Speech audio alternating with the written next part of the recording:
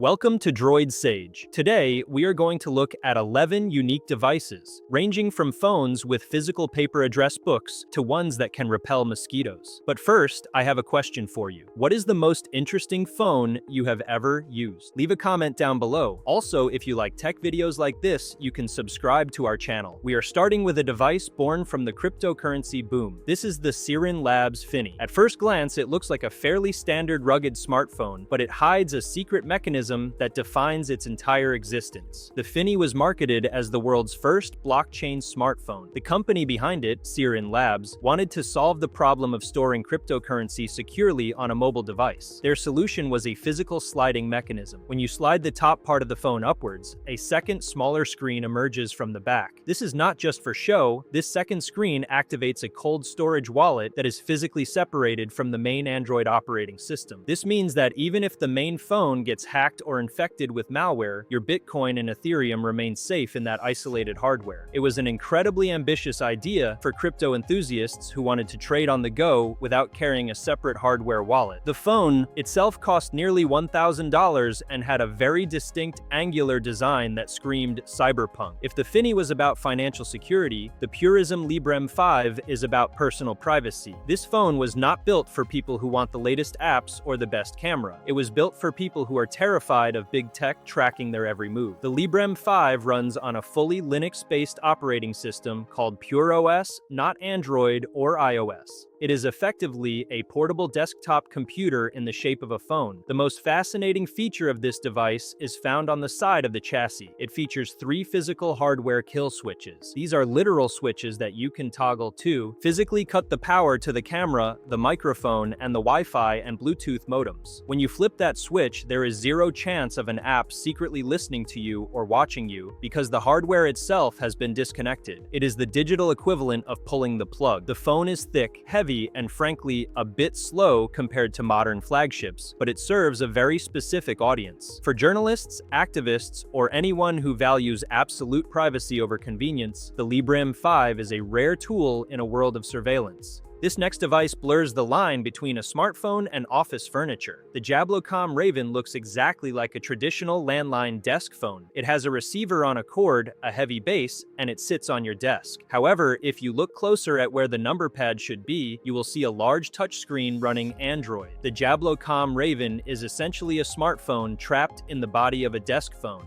You could install WhatsApp, check your emails, and even make video calls using the built-in camera above the screen. It is a surreal experience to see a device that looks like it belongs in an office from the 90s running modern Android apps. Now we travel to Japan for one of the most controversial phones of recent years. Balmuda is not a phone company. They are a high-end toaster company. They are famous for making a very expensive toaster that uses steam to make perfect bread. For some reason, the CEO decided he hated large, rectangular smartphones and wanted to design his own. The result is the Balmuda Phone. This device is tiny by modern standards. The back of the phone is heavily curved, resembling a smooth river stone or a piece of bar soap. It is designed to fit perfectly in the palm of your hand. The screen is sharp and the software features a lot of custom, elegant design touches that match the company's aesthetic. However, the battery life was terrible, and the price was astronomical for the mid-range specs it offered. It is a phone designed by people who care about how objects feel to hold, rather than just how they look on a spec sheet. It failed commercially, but as a piece of industrial design, it is a beautiful, pebble-shaped oddity. We often think flip phones died in the mid-2000s, but in parts of Asia, the form factor never truly went away. The Samsung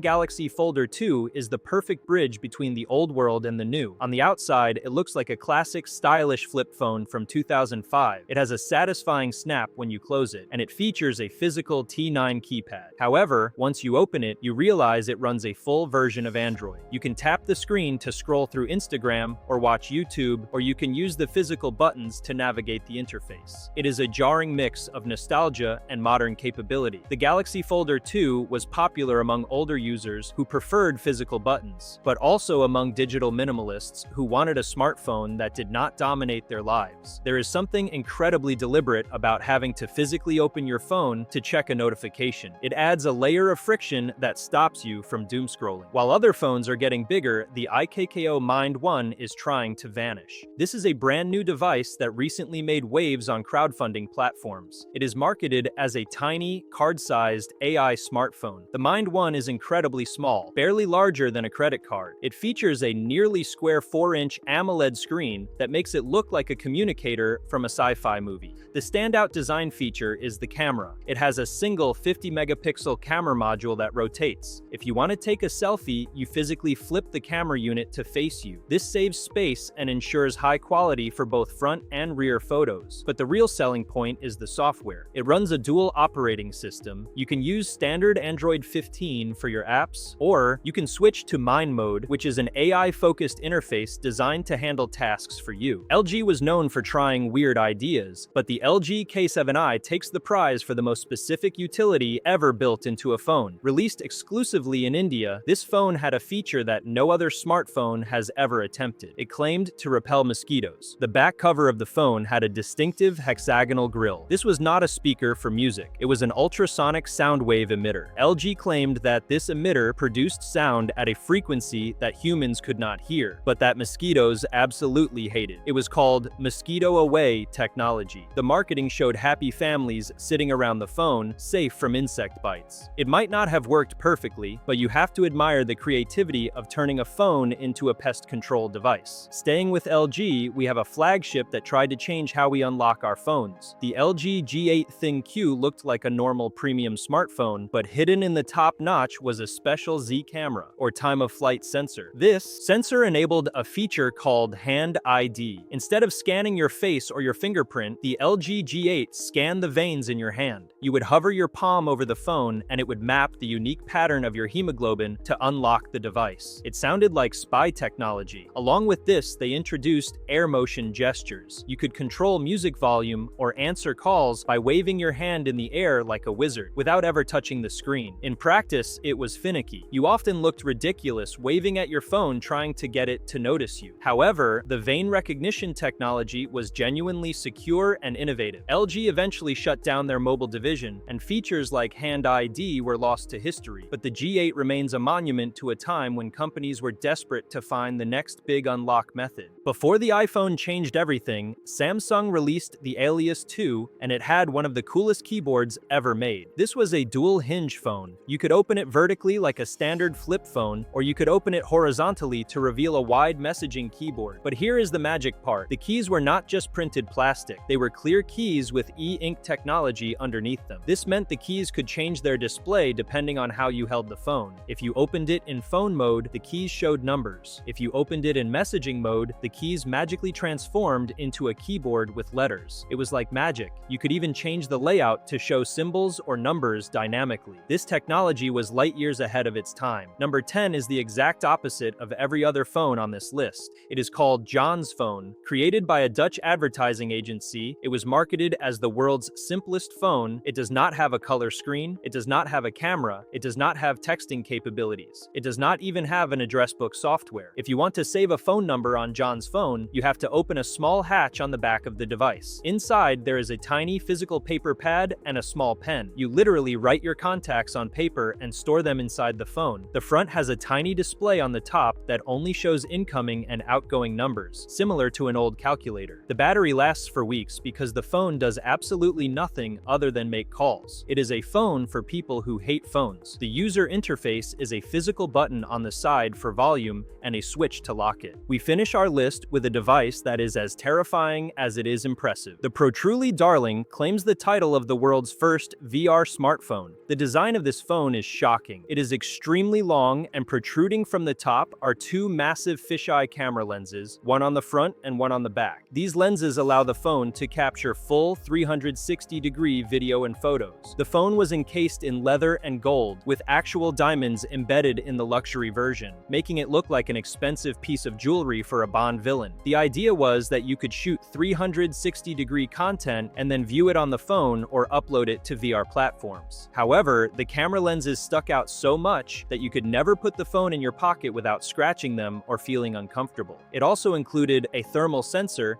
that could measure the temperature of objects for some reason. The Protruly Darling was a chaotic mix of luxury materials and niche camera technology. It was heavy, impractical, and incredibly expensive, but it delivered on its promise. It took 360-degree photos long before the format was popular on social media. There you have it, 11 mobile phones that refused to follow the rules. I really want to hear from you now. If you had to use one of these phones as your daily driver for a month, which one would you choose? Would you go for the privacy of the Purism, the simplicity of the John's phone, or the tiny AI power of the Mindone? Let me know in the comments below. If you enjoyed this video, please hit the like button and subscribe for more content. Thanks for watching, and I will see you in the next one.